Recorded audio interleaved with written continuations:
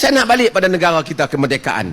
Ini sensitif. Saya tahu beberapa media melaporkan kod beberapa kenyataan Malaysians for Malays, dan ramai orang kata, oh, Mufti Perlis telah menimbulkan isu. Tapi dengar betul-betul. Kalau mereka dengar apa yang saya hurai di Masjid Alwi secara adil, mereka faham saya bukan maksudkan tentang keadilan hanya secara bias, tak. Saya ingin ceritakan, semua bumi ini ada, Allah takdirkan ada kaum yang duduk. Di negara China, kaum apa yang duduk? India. Di negara China, kaum apa yang duduk? China. Siapa dia tuan tanah itu? Siapa pemimpin mereka? Di India, siapa pemimpin mereka?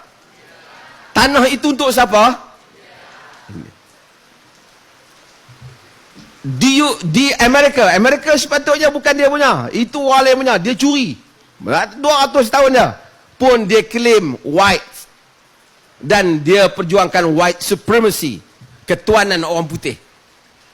Dan siapa presiden dia? Siapa kebanyakan kabinet mereka? Orang putih. Di Europe bercakap tentang equal rights, human dignity. Saya pun hadir baru ni di Belgium sebagai panel yang dijemput. Tapi Europe untuk siapa? Untuk orang Melayu ke? Untuk orang India ke Cina? Untuk orang kulit putih. Indonesia untuk siapa? Untuk Indonesia. Orang Cina di Indonesia kena bercakap bahasa Indonesia. Namanya pun ditukar menjadi nama Indonesia. Kita pun tengok Hartono apa semua, asalnya yang Cina. Apa negara yang berdekatan dengan kita ni? Thailand. Sekolah-sekolah, Datuk Kamarudin pergi terlibat dengan projek mengajar bahasa Melayu.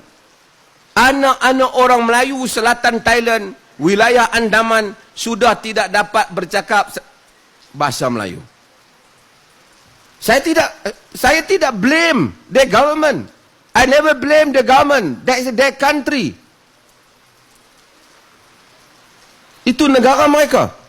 Itu dasar mereka.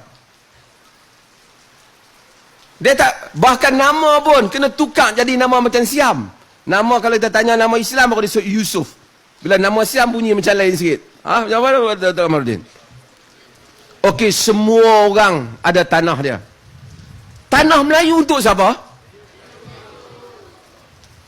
Tanah Melayu untuk siapa? Tanah Melayu, no. Tanah Melayu untuk semua.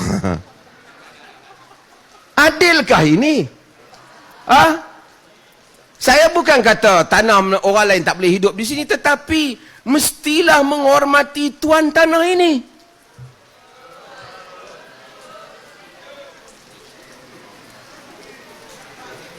Mesti ada identiti. Allah telah menjadikan manusia ini, wa ja'alnakum syu'uban wa qabaila lita'arafu.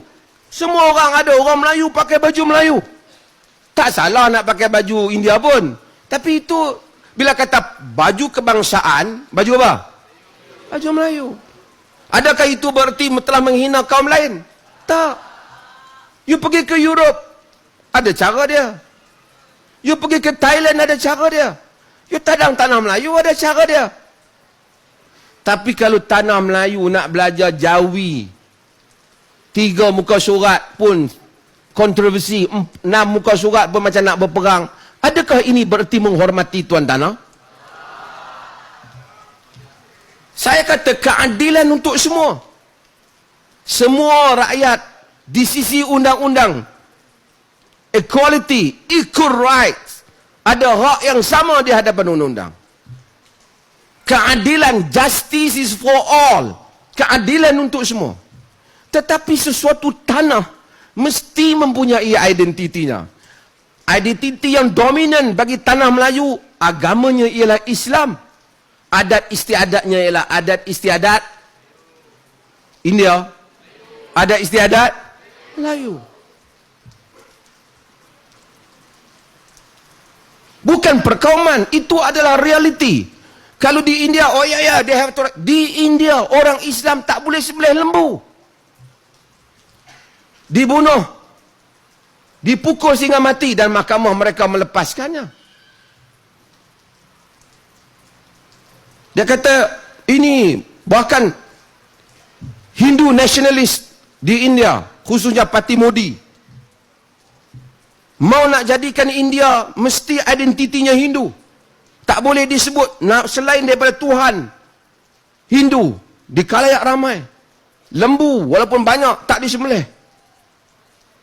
Sebab apa? Hormat. Di sini marah sampai ada tempat orang sembelih lembu pun marah. Tak hormat dia kata.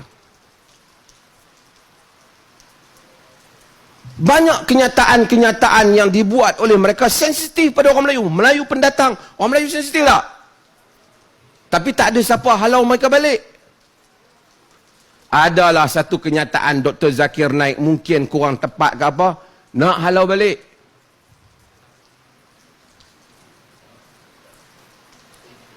Balik ke India. Hadapi sistem keadilan di sana. Mana ada keadilan di sana?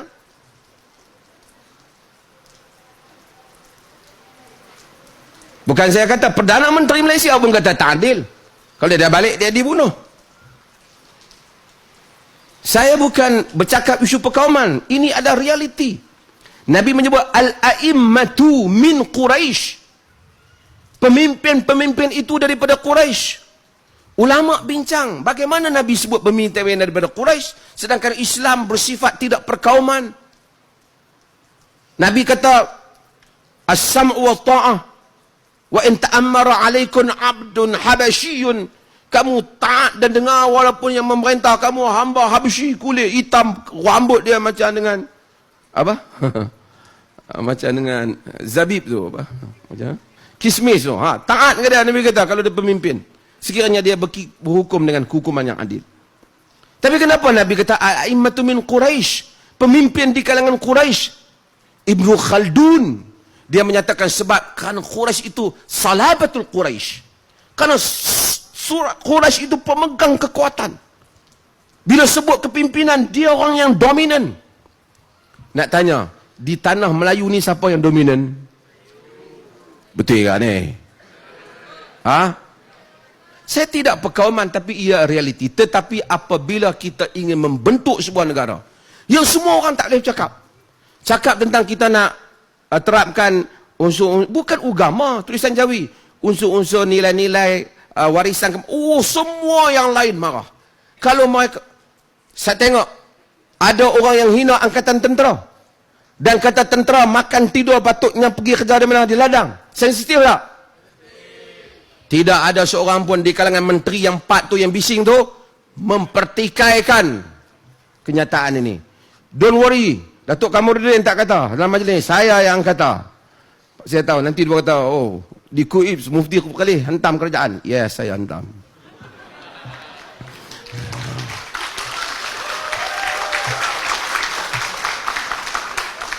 Ini adalah sentiasa minta supaya kita orang Muslim, kamu kena sabar, jangan keluarkan, jangan perkauman. Tapi mereka sebut macam-macam boleh. Kita sebut tak boleh, dan kita tak pernah sebut. Saya daripada jalur yang sangat sederhana. Mereka kenal saya. Banyak artikel saya defend non-Muslim right in this country. You can read many of my articles regarding to the topic. Saya cakap hal ni. Tapi sekarang ni jadi neraca yang tak adil. Sebuah pentadbiran yang tak tahu. Semua orang cakap. Ekonomi tak berkembang. Yang tahu berkelahi tiap hari. Tiap minggu. Habis zakat naik ni nak berkelahi siapa pula, kita duduk tunggu. What kind of government? So, satu pembentukan sebuah pemerintahan yang kuat mesti dibuat. Saya bukan kempen pembentukan kerajaan yang resis. Saya tidak resis. Yang resis ialah yang menyebut Dong Zong resis. Tun Mahathir kata. Tapi saya ingin beritahu, satu pembentukan, pentadbiran yang mesti dominasikan oleh satu kaum yang asal, mesti dibentuk. Untuk mengelakkan keadaan yang bising seperti ini. Sehingga keadaan stabil, maka barulah kita dapat uruskan dengan baik. Jika tidak, kita hanya bercakaran negara ekonomi tak berjalan, bercakaran isu perkauman hari demi hari. Kita anti perkauman. Saya tak perlu penerangan. Islam sejak daripada orang Melayu, walaupun tak masuk sekolah, tahu Islam tak benarkan orang paksa orang masuk Islam. Dulu Menteri Perpaduan sebelum dia jadi menteri, sebut terus. Sebelum dia jadi menteri, dia pernah sebut bahawasanya orang Hindu di sini dipaksa. Di dalam berdasarkan kepada laporan yang diberikan, seolah ditindas di sini. Agama mereka tidak diberikan kebebasan. Di Malaysia ni punya dahsyat. Mereka nak berlarak pun kita kena stop jalan. Apalagi toleransi. Hari ini kita bercakap tentang kemerdekaan. Kemerdekaan untuk semua. Keadilan untuk semua. Tetapi sebuah negara yang merdeka tidak boleh dijalankan pentadbirannya dengan cara pengurusan yang sebegini. Hari-hari disputation. Hari-hari debate tentang Melayu, Cina, India, dan masalah agama. Kalau ada orang Islam cakap sikit je, demonstrasi, report polis. Kalau ada mereka cakap, Dongzong cakap, tak ada satu mereka yang kata. Saya rasa keadaan ini mengecewakan. Dan sebab itu, kembali kepada makna kemerdekaan ini. Dan ini kita sebagai orang Islam, mesti kembali menghayati makna kemerdekaan. Bezanya agama. Yang dibawa oleh Tuhan yang mendidik kita tidak memaksa orang. Yang tidak perkauman. Setiap kali Islam menang, dia rentas kaum. Dia tak pernah. Ulama hadis majoritinya bukan orang Arab. Ulama Nahu bukan orang Arab, saya sebut. Ulama fiqh yang dominan bukan orang Arab. Maksudnya tidak perkauman. Dia hanya menekankan soal kebenaran dan keadilan. Saya orang yang bercita-cita untuk keadilan untuk semua. Sehinggalah saya melihat kadang-kala sebahagian daripada falsafah itu tidak boleh dilaksanakan untuk semua orang. Kerana ada orang yang appreciate dengan keadilan untuk semua. Ada orang yang ingin mengambil kesempatan jika dia diberikan keadilan kepadanya untuk menindas orang lain. Faham kau saya cakap apa ni? Terima kasih banyak. Yang tu yang nak abang. Mudah-mudahan Allah rahmati kita. Selamat menyambut hari kemerdekaan. Dan selamat untuk memahami sebuah negara ini. Dan kita insya-Allah akan pergi lebih hadapan untuk memperjuangkan sebuah negara Malaysia yang stabil. Dia nak stabil ni. Dia pun nak ikut apa ikutlah. Saya nak cerita. Dalam sejarah manusia ni macam-macam. Islam kata adil. Untuk semua. Islam terang-terang, la yanhaakumullah 'anil ladzina lam yuqatilukum fid din wa lam yukhrijukum min diyarikum an tabarru wa tuqsitu ilaihim innallaha yuhibbul muqsitin. Allah tak larang kamu melakukan kebaikan kepada orang-orang yang tidak memerangi kamu pada agama kamu, mengeluarkan kamu dari kampung halaman kamu, bagi harta pada mereka, adil pada mereka. Allah suka pada orang-orang yang adil. Islam. Di Perlis ni paling fleksibel fatwa. Tadi saya bercakap untuk saudara-saudara baru. Cik Bat mendengar. Di Perlis, masuk Islam, tak perlu tukar nama bapa. Nama dia kalau pak dia asing, tak apa. Sahabat Nabi masuk Islam pun pak dia pun tak tukar nama. Kalau tidak habis semua sahabat Nabi bin Abdullah semua. No, kita tak tukar. Di Perlis, apa lagi? Fatwa kita. Zakat boleh diberi pada non-Muslim dengan kadar diputuskan oleh Amri bagi memberikan persepsi yang positif terhadap Islam di bawah mu'allafatul qulub. Non-Muslim boleh masuk ke masjid.